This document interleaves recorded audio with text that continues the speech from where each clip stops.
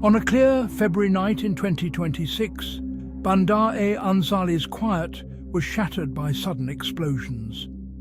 The port was engulfed in flashes and thunder, fireballs rising above cranes and warehouses. Flames leapt from fuel tanks, and emergency sirens pierced the darkness. By dawn, satellite images showed blackened docks and smoke drifting over the Caspian Sea. The world awoke to news that a vital Iran-Russia supply route had been struck. The Caspian Sea, the world's largest inland body of water, lies between Europe and Asia. For centuries, it has connected Iran, Russia, Kazakhstan, Azerbaijan, and Turkmenistan. Today, it's a sheltered corridor for trade, especially for Iran and Russia, moving goods under the radar. The Caspian is now a quiet but powerful link, central to both nations' strategies as they face Western isolation. Bandar Anzali, on the Caspian Sea, has transformed from a fishing town into a vital logistics hub. Since 2022, it's played a key role in moving cargo, especially military shipments, between Iran and Russia. Reports note the movement of dual-use materials, serving both civilian and military purposes. Its strategic location and deep-water berths make it ideal for large ships and rapid cargo handling. The port's smooth operations are key to the Iran-Russia supply chain. The night strike on Bandar Anzali was swift and precise. According to official statements and open-source intelligence, the attack was carried out using long-range drones and precision-guided munitions. The weapons used were designed to hit specific targets with minimal collateral damage. The approach was silent. Drones, likely launched from outside Iranian territory, navigated across the Caspian Sea at low altitude to avoid radar detection. They targeted the port's main logistics hub, fuel storage tanks, and a cluster of shipping containers believed to hold sensitive cargo. The explosions were timed within seconds of each other, showing advanced coordination. Eyewitness accounts from port workers describe the sound of buzzing overhead, followed by sudden blasts. Iranian air defenses responded, but the attack was over almost as soon as it began. Emergency teams quickly moved in to contain fires and evacuate injured personnel. The operation left a clear message. The port's role as a military supply node was known and vulnerable. The tools and timing of the attack suggested careful planning and technical sophistication, aimed at disrupting, not destroying, the supply route between Iran and Russia. Within hours of the strike, confirmation began to flow in. Satellite imagery showed fresh damage to warehouses and docks. Infrared sensors detected heat from fires that burned long into the night. International shipping trackers recorded a sudden drop in vessel movements from Bandar Anzali. Journalists and military analysts used public sources to piece together the events. Social media videos showed plumes of smoke and emergency vehicles at the port. Iranian officials acknowledged the attack, describing it as a hostile act targeting our logistical infrastructure. The precise source of the drones was not officially confirmed, but regional experts pointed to advanced technology likely supplied by a Western nation. Independent monitors, including maritime security firms, provided additional evidence. Radio traffic intercepted in the hours after the strike indicated a sudden halt in port operations. Insurance companies issued advisories for ships in the area, warning of increased risk.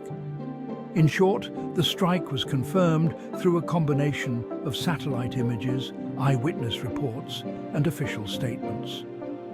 This rapid verification underscores how modern technology can make even remote military actions visible to the world.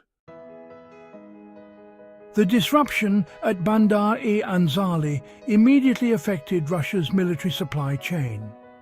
Many goods through the Caspian support Russian operations in Ukraine. The sudden halt forced Russia to seek alternative, less secure routes. For Ukraine, the strike was a morale boost, showing Russia's supply lines are vulnerable. The Bandar Anzali strike highlighted how interconnected and far-reaching military actions can be. Iran and Russia have drawn closer in recent years. Both face sanctions and diplomatic isolation from Western countries. Their cooperation has included trade, military aid, and joint projects in energy and infrastructure. The Caspian Sea corridor, linking ports like Bandar Anzali and Astrakhan, symbolizes this partnership. The strike put their alliance under strain. Iranian officials condemned the attack as a violation of sovereignty. Russian diplomats expressed solidarity, but also demanded rapid restoration of the supply line. Both countries increased security at ports and along transport routes, fearing further attacks. Behind the scenes, there were signs of tension. Russia pressed Iran to improve air defenses and speed up repairs. Iran, facing economic hardship, struggled to meet these demands. Some analysts speculated that the disruption could slow future cooperation, at least temporarily. Still, Iran and Russia remained determined to keep their partnership alive. The strike highlighted their shared vulnerabilities, but also their willingness to adapt and respond to external pressure. The coming months may reveal whether their alliance can withstand further shocks. The Caspian region is rich in oil and natural gas. Its pipelines and shipping lanes are vital to global energy markets. Any disruption here can ripple across Europe and Asia, affecting prices and supply security.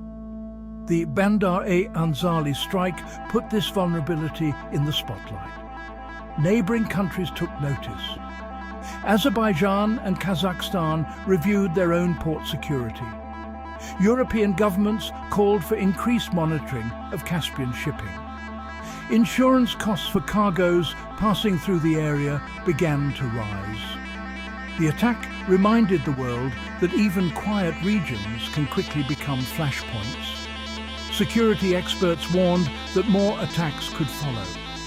The mix of military, commercial and energy interests in the Caspian means that any conflict here can quickly escalate. As Iran and Russia rebuild, other nations are watching closely, determined to protect their own interests while avoiding a broader regional crisis.